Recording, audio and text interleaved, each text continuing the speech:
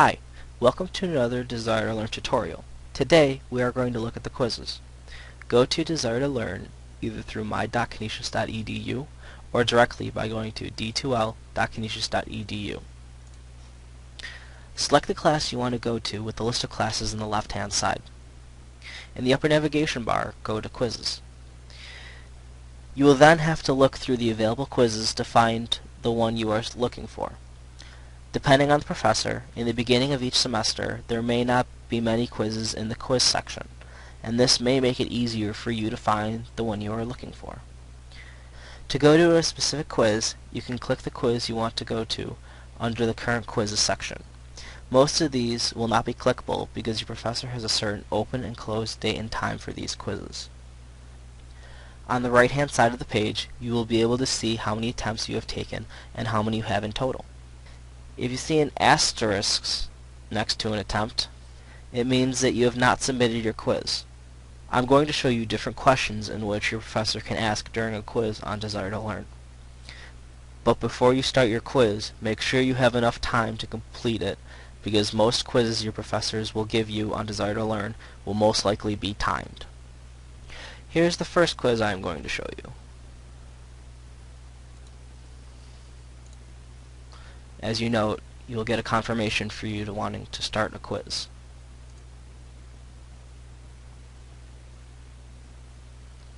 You'll get true and false questions, multiple choice questions, or pick multiple answers for a question, or fill in the blank.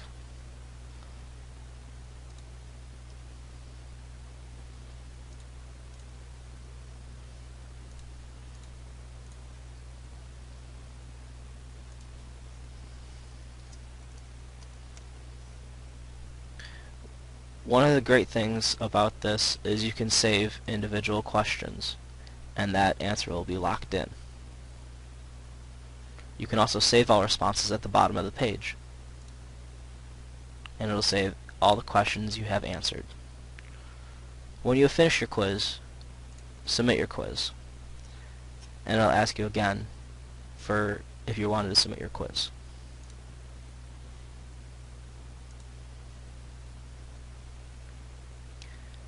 It'll say what attempt number you were on, and when you took it, the time and date. Here is the second quiz I'm going to show you. Just like the first, you'll get a confirmation for you to start the quiz.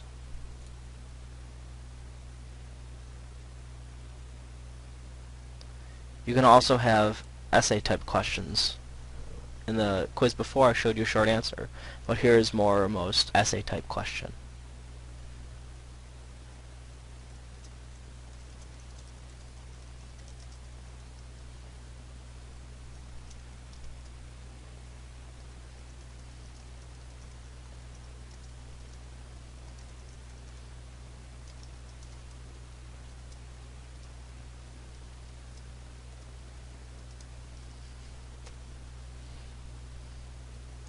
Again, you can save your response, or you can save all responses if there are multiple questions.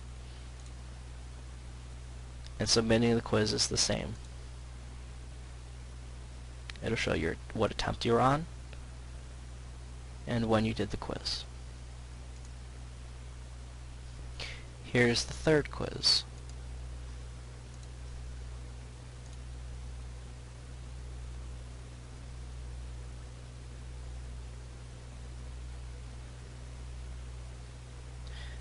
As you can see, there are multiple questions, different formats again.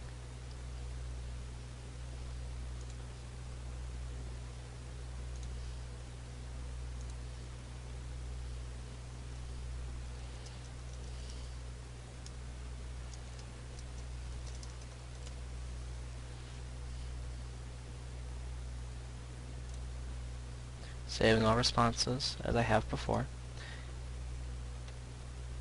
and submitting like I have before. Here's the fourth quiz. Now you may notice that in the attempts there are an unlimited amount allowed. This means I can take this quiz as many times as I want.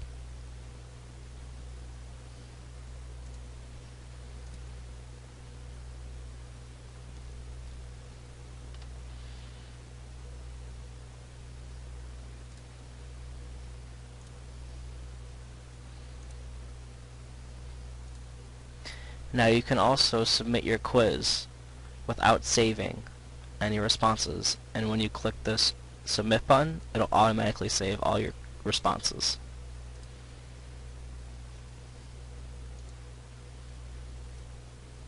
I'm going to take this quiz again to show you what happens when you take a quiz multiple times.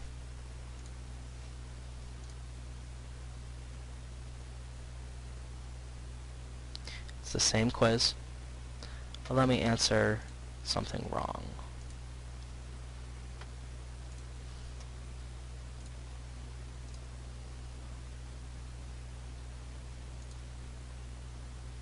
And here, it'll show you both your attempts, your attempt 1 and your attempt 2.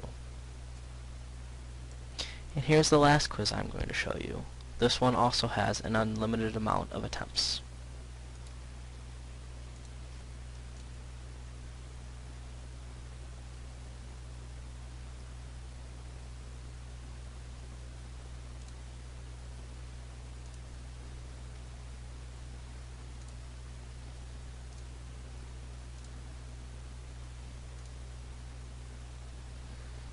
I'm going to take quiz 5 again.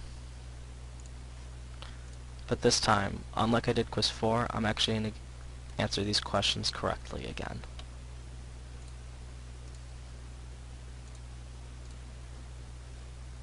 Again, it'll show you the time and date of when you started the quiz and ended the quiz. And again, both your attempts.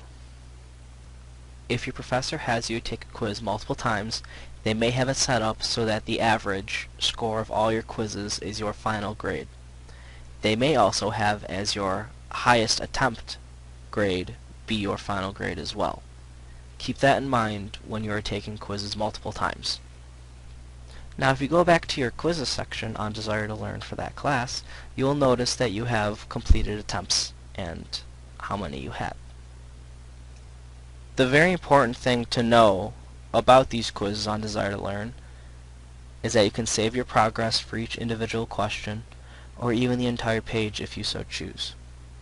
I find it very helpful to save each question individually, because if your internet for some reason shuts down or your browser closes or something happens where you're not on the quiz page anymore, then you won't have to restart the quiz at all.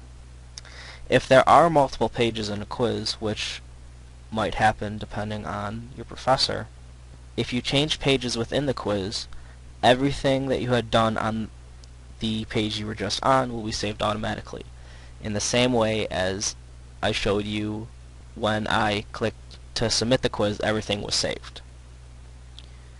We hope this tutorial was helpful to students new to the Desire to Learn quizzes.